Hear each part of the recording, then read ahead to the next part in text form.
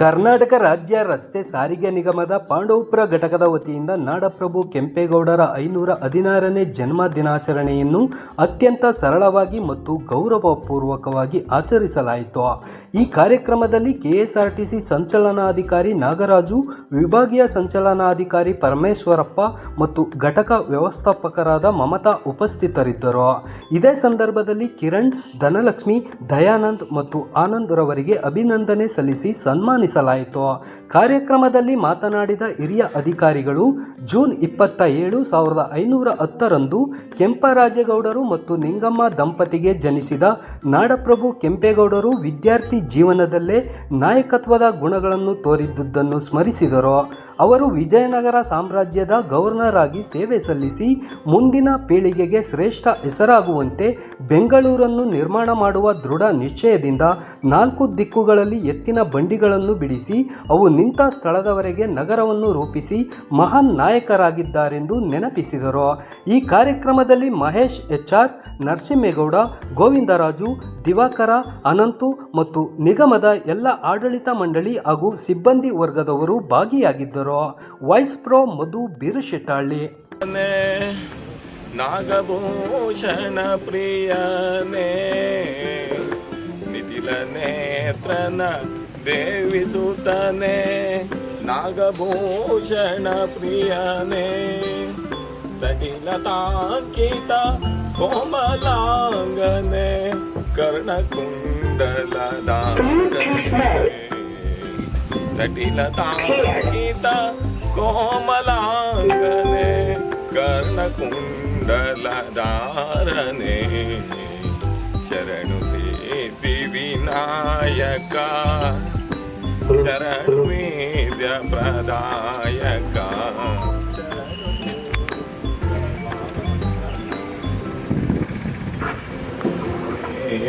ವಿನಾಯಕ ಕುಕ್ಷಿ ಮಹಾಲ ಮೋದರನೆ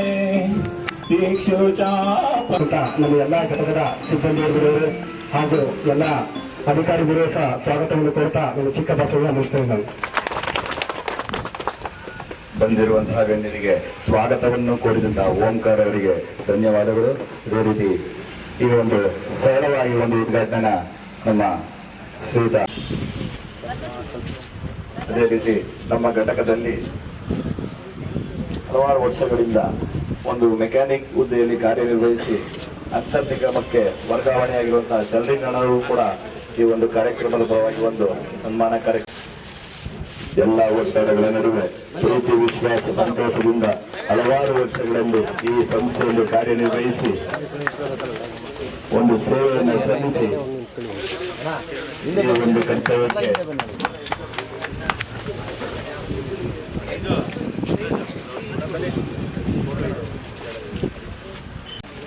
ಸ್ವಲ್ಪ ಸೈಡ್ ಆಗ್ಬಿಡಿ ಹಂಗೆ. Okay okay ಹಿಂದೆ ಉಂಟು, ಹಿಂದೆ ಬರ್ರಿ, ಎಲ್ಲ ಬರ್ರಿ ನೀವು. ಎಲ್ಲರೂ ಸನ್ಮಾನಿತರಿಂದ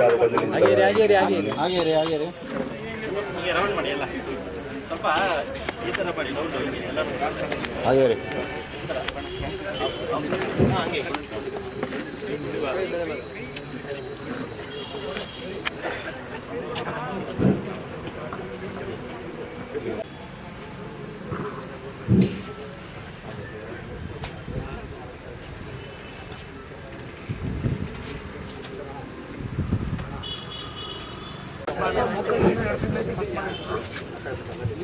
ಈ ಒಂದು ಸನ್ಮಾನ ಕಾರ್ಯಕ್ರಮವನ್ನು ಯಶಸ್ವಿಯಾಗಿ ನಡೆಸಿಕೊಟ್ಟಂತಹ ನಮ್ಮ ಅಧಿಕಾರಿ ವೃಂದದವರಿಗೆ ಘಟಕದಲ್ಲಿ ಆಚರಣೆ ಮಾಡ್ತಾ ಇದ್ದೀರಿ.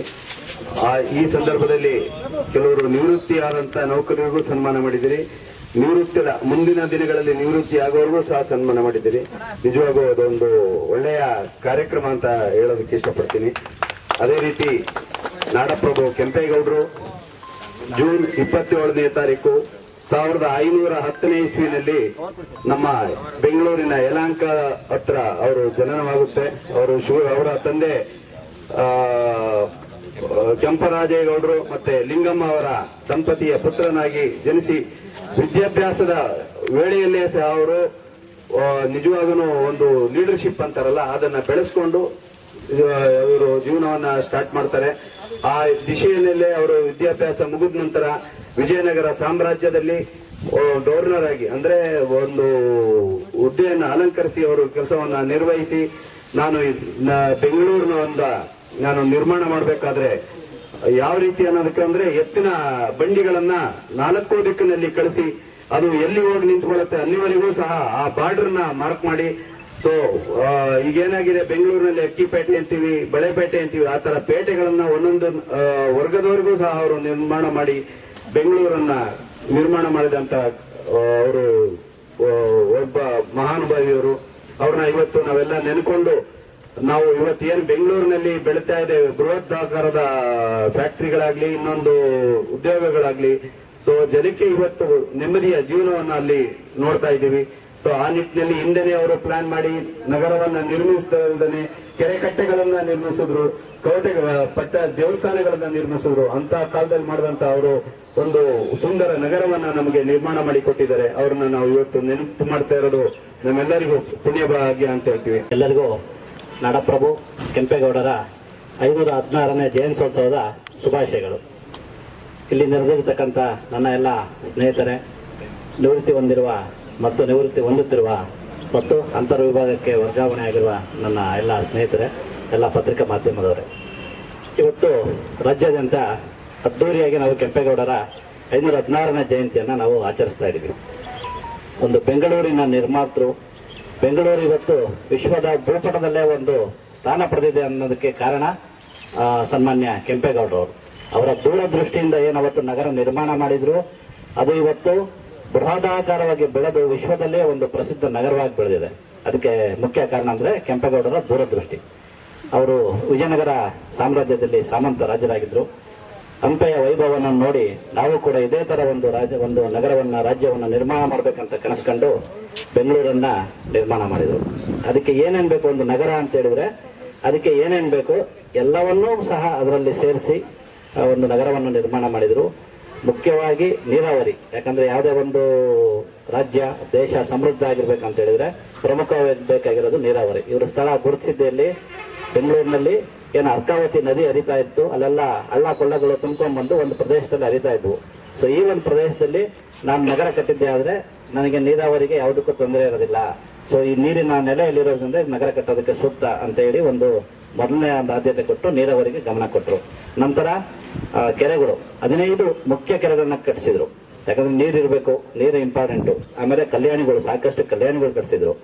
ಆಮೇಲೆ ಎಲ್ಲಾ ಒಂದು ವೃತ್ತಿ ಆಧಾರಿತ ಮಾರುಕಟ್ಟೆಗಳನ್ನ ಪರಿಚಯಿಸಿದ್ರು ಅಲ್ವಾ. ಬೆಂಗಳೂರಲ್ಲಿ ನೋಡ್ತೀವಿ, ಚಿಕ್ಕಪೇಟೆ, ದೊಡ್ಡಪೇಟೆ, ಬಳೆಪೇಟೆ, ಅಕ್ಕಿಪೇಟೆ ಅಲ್ವಾ, ಸಾಕಷ್ಟು ಏನೇನೋ ನಮಗೆ ಜೀವನಕ್ಕೆ ಬೇಕು ಎಲ್ಲಾ ಒಂದು ತಮ್ಮ ಒಂದು ಆಗಿನ ಕಾಲದಲ್ಲಿ ಒಂದು ದೂರದೃಷ್ಟಿಯಿಂದ ಈ ಎಲ್ಲ 64 ಪೇಟೆಗಳನ್ನ, ಮಾರ್ಕೆಟ್ಗಳನ್ನ ಸ್ಥಾಪಿಸಿ ಒಂದು ವ್ಯಾಪಾರಕ್ಕೆ ಅನುಕೂಲ ಮಾಡಿಕೊಟ್ರು.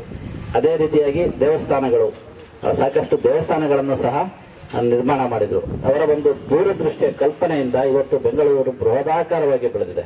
ಅವರ ದೂರದೃಷ್ಟಿ ಇಲ್ಲೇ ಇಲ್ಲ ಅಂತ ಹೇಳಿದ್ರೆ ಇವತ್ತು ಯಾವುದೋ ಒಂದು ನಗರ ಬೇರೆ ಒಂದು ನಗರದ ತರ ಅದು ಒಂದು ಸಣ್ಣ ನಗರವಾಗಿರ್ತಾ ಇತ್ತೇನೋ.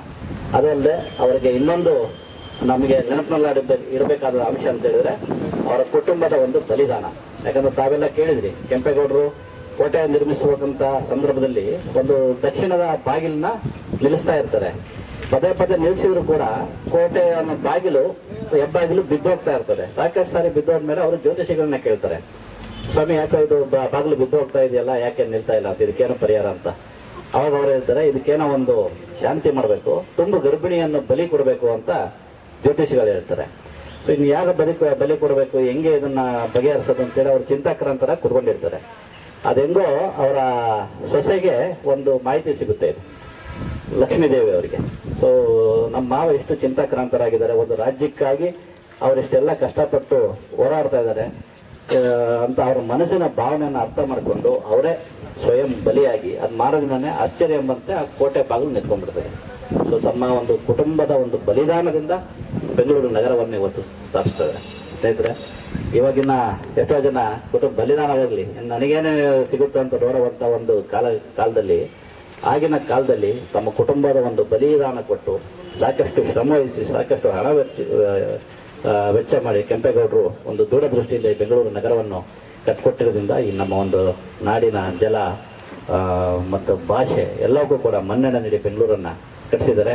ಅವರೆಲ್ಲ ಈ ಜಯಂತ್ಯೋತ್ಸವಗಳನ್ನ ಆಚರಣೆ ಮಾಡ್ತೇವೆ ಅಂತ ಹೇಳಿದ್ರೆ ನಾವು ಇವತ್ತು ತತ್ವ ಆದರ್ಶಗಳನ್ನ ಪಾಲಿಸ್ಕೊಂಡು ಹೋಗ್ಬೇಕು ಅಲ್ವಾ. ಅವ್ರ ದೂರದೃಷ್ಟಿ ನಾವು ಪಾಲನೆ ಮಾಡಬೇಕು. ಅವರ ಒಂದು ಬಲಿದಾನ ಅಂತ ಹೇಳಿದ್ರೆ ನಾವೇನು ಯಾರು ಬಲಿದಾನ ಮಾಡಬೇಕಾಗಿಲ್ಲ. ಅವರ ದೂರದೃಷ್ಟಿ ಏನಿತ್ತು, ನಾವು ಈಗ ಪ್ರಸ್ತುತ ಏನು ಕೆಲಸ ನಿರ್ವಹಿಸ್ತಾ ಇದ್ದೀವಿ, ಚಾಲಕ ನಿರ್ವಾಹಕರು, ತಾಂತ್ರಿಕ ಸಿಬ್ಬಂದಿಗಳು ನಮ್ಮ ಕೆಲಸಗಳನ್ನೆಲ್ಲ ಕರೆಕ್ಟಾಗಿ ಮಾಡಿಬಿಟ್ರೆ ಸಾಕು. ತಾಂತ್ರಿಕ ಸಿಬ್ಬಂದಿಗಳು ಒಂದು ಉತ್ತಮವಾಗಿ ಗಾಡಿಯನ್ನು ರಿಪೇರಿ ಮಾಡಿಕೊಡ್ಬೇಕು. ಚಾಲಕ ನಿರ್ವಾಹಕರು ಯಾವುದೇ ಒಂದು ರಸ್ತೆಯಲ್ಲಿ ಪ್ರಯಾಣಿಕರಿಗೆ ಅನಾನುಕೂಲವಾಗದಂತೆ, ವಿಶೇಷವಾಗಿ ಮಕ್ಕಳಿಗೆ, ವೃದ್ಧರಿಗೆ ಸ್ವಲ್ಪ ಗಮನ ಹರಿಸಿ. ಯಾರೋ ಮಕ್ಕಳು ಕೈ ಅಂತಾರೆ, ದಯವಿಟ್ಟು ಅವರಿಗೆ ನೆಗ್ಲೆಕ್ಟ್ ಮಾಡಬೇಡಿ, ನಿರಾಕರಣೆ ಮಾಡಬೇಡಿ, ನಿಲ್ಲಿಸಿ ಹತ್ಕೊಂಡು ಹೋಗಿ. ನಿಮಗೆ ಖುಷಿ ಪಡ್ತಾರೆ, ಥ್ಯಾಂಕ್ಸ್ ಹೇಳ್ತಾರೆ ಅಲ್ವಾ. ಮಕ್ಕಳೆಲ್ಲ ನಿಂತ್ಕೊಂಡು ಹೋಗಿರ್ತಾರೆ, ಕೈ ಅಂದರೆ ನಿಲ್ಲಿಸಿ, ಏನೋ 2 ನಿಮಿಷ ಹೋಗೋದ್ರಲ್ಲಿ ಗಂಟೆನಿಲ್ಲ, ಯಾರೋ ಒಂದು ಸ್ಟಾಪ್ ಕೊಡೋಣ ಅಂತ ಹೇಳ್ತಾರೆ. ಸೊ ನಾವು ಈಗ KSRTCಯಲ್ಲಿ ಈಗ ಒಂದು ಅತ್ಯುತ್ತಮವಾಗಿ ಕೆಲಸವನ್ನು ಎಲ್ಲರೂ ಸೇರಿ ನೀವೆಲ್ಲ ಸೇರಿ ನಿರ್ವಹಿಸ್ತಾ ಇದ್ದೀವಿ. ವಿಶೇಷವಾಗಿ ಶಕ್ತಿ ಯೋಜನೆ ಬಂದ ನಂತರ ಎಲ್ಲರೂ ಶಕ್ತಿ ಮೀರಿ ಕೆಲಸ ನಿರ್ವಹಿಸ್ತಿದ್ರೆ ಅದರಲ್ಲಿ 2 ಮಾತಿಲ್ಲ. ಆದರೂ ಕೂಡ ಇನ್ನೇನು ಸಣ್ಣ ಪುಟ್ಟ ಲೋಪದೋಷಗಳಿದ್ದಾವೆ, ಅವನ್ನೆಲ್ಲ ತಿದ್ದುಕೊಂಡು ಒಂದು ಪ್ರಯಾಣಿಕರಿಗೆ ಒಂದು ಉತ್ತಮವಾದ ಸೇವೆಯನ್ನು ಕೊಡುವತ್ತ ನೀವು ಎಲ್ಲರೂ ಸೇರಿ ಕೆಲಸ ಮಾಡೋಣ ಅಂತ ಹೇಳ್ತಾ, ಈ ಮಹನೀಯರ ಜಯಂತಿ ಆಚರಣೆ ಮಾಡಿದ್ರ ಜೊತೆಗೆ ಅವ್ರ ತತ್ವ ಆದರ್ಶಗಳನ್ನು ಅಳವಡಿಸಿಕೊಂಡು ಪಾಲನೆ ಮಾಡಿದ್ದಾದ್ರೆ ಆ ಜಯಂತಿಗೆ ಒಂದು ಅರ್ಥ ಇರ್ತದೆ. ಸುಮ್ಮನೆ ನಾವು ಎಲ್ಲರೂ ಮಹನೀಯರ ಜಯಂತಿ ಮಾಡಿ ಆಮೇಲೆ ಮಾಮೂಲನ್ನ ಅಂತಾದರೆ ಅದಕ್ಕೇನು ಅರ್ಥ ಆಗೋದಿಲ್ಲ. ಆ ಮೂಲಕ ಮಹನೀಯರಿಗೆ ಗೌರವ ಸಲ್ಲಿಸೋಣ ಅಂತ ಹೇಳ್ತಾ ಮತ್ತೊಮ್ಮೆ ಕೆಂಪೇಗೌಡ ನಾಡಪ್ರಭು ಕೆಂಪೇಗೌಡರ 516ನೇ ಜಯಂತಿಯ ಶುಭಾಶಯಗಳು.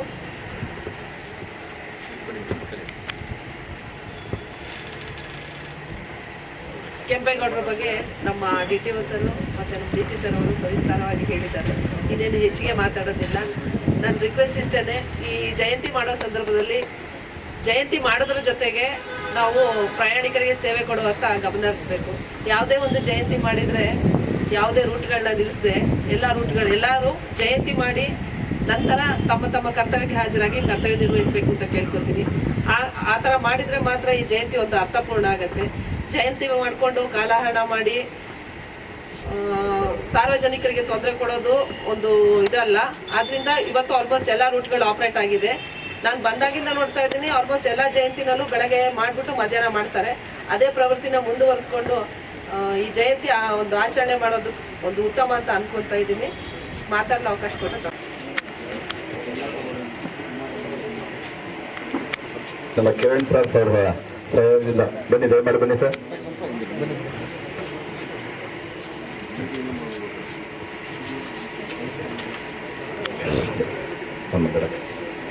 ಇದೇ ರೀತಿ ನಮ್ಮ ಘಟಕ ವ್ಯವಸ್ಥೆ ಇದನ್ನ ನಮ್ಮ ಧನಲಕ್ಷ್ಮಿ ಮೇಡಮ್ ಅವರು ಇದನ್ನು ನೆರವೇರಿಸಿಕೊಡ್ಬೇಕಾಗಿ ಕೇಳ್ಕೊತಾ ಇದ್ದೀವಿ. ಕೊಡಿ ಮೊಮೆಂಟ್ ಬಗ್ಗೆ ಕೆಲವು ಚಪ್ಪಾಳೆ ಮುಖಾಂತರ ದಯಮಾಡಿ ಅಭಿನಂದಿಸಿ ಒಂದು ಪ್ರೋತ್ಸಾಹ ಇರಲಿ, ಸಂತೋಷ ಇದ್ದಲ್ಲಿ ತಗೋಬೇಕು.